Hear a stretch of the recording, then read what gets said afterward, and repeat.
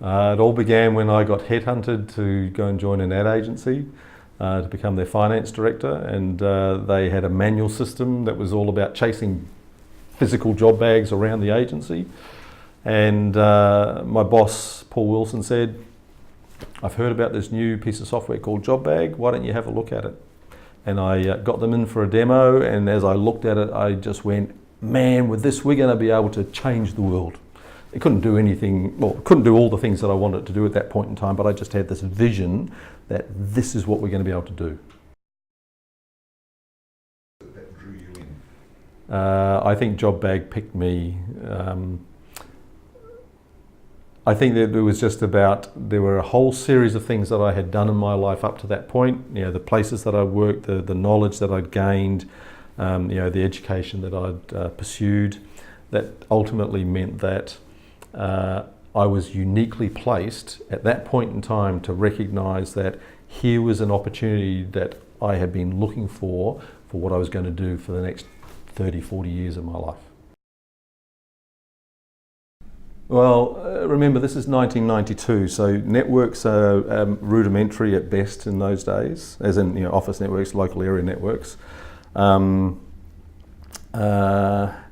You had clients who had amazingly manual processes, and we came along with a piece of software that was effectively taking that process and and computerising it, and to a certain extent automating some of the stuff that they were actually trying to do. The most important thing was it meant that there were tools that enabled them to capture what they were doing and do it in a way which was more effective and more efficient, but most importantly meant that when they wanted to summarise and see where the heck are we, that was really easy, right? So for them it was actually quite revolutionary at that point in time. But let me tell you, there is nothing like a happy client who gets settled, who then turns around and says, you know what we'd really like to do? You know, and that's the genesis of software. That's, you know, that's a continual process.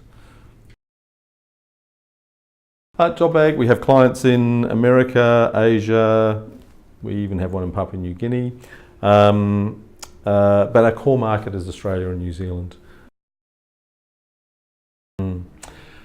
JobBag should be, for our clients, the framework or the skeleton of their business. It should be what gives their business its structure, that gives it its resilience, that gives it its strength and capacity to move in almost any direction, governed by what goes on in the brain. Right? JobBag is literally the skeleton that their business should be based on. Our intention with JobBag was that we wanted to give our clients the ability to capture and measure and manage their whole business process. And across the years, we've added in things like, I remember adding in the ability to email things like quotes and estimates and purchase orders and requests for quotes and invoices and statements out of JobBag. Boy, what, around about 2000 or thereabouts. And we've enhanced that over the years to be able to do things in a more interactive way, etc. We had, for a long time, stayed away from things like payroll, even though it was a big part of what any business has to do, you know, employing and paying its people. We stayed away from that because there was a layer of complexity to that we went, is that really part of our core business? But we had already had in what we call talent in JobBag, which is payments to performing artists, which was dealing with payroll and super and other bits and pieces, and clients were saying to us, you're doing talent, why don't you just do payroll? As if, you know 5 minutes work and you've got payroll. But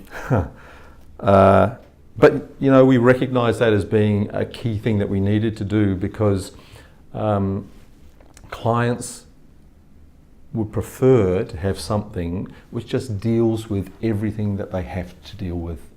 You know, a big part of what we are doing is taking the uncertainty and or the effort out of what they have to do to successfully run their business, right? And whether it be from the person who owns the business thinking, have we got the whole thing covered, down to the people who are actually doing it saying, I find it really easy to do things because it's just here, and when I do something over here in JobBag, it literally is also happening on another part of JobBag without me having to do or think or worry about anything else. It just happens.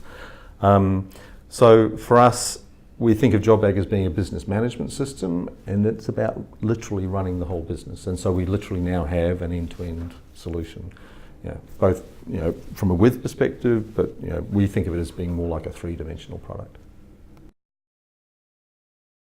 One of the key things that we did many years ago was we developed visual planning, and it seemed for a few years like people weren't ready to embrace visual planning.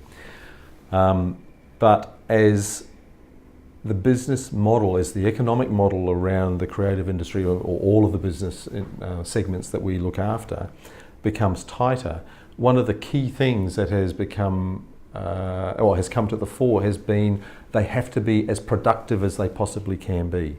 And being productive means that if you've got a team of people that you want to keep together because of the synergies that you have out of a team, and you want to minimize the amount of freelancers that you need to bring in to help handle peak periods, you need to ensure that you use those people as well as possible. You need to be able to plan and schedule and know that you're going to get all the work done in a way that is utilising your core team without adding extra cost to your business because you have to bring in freelancers.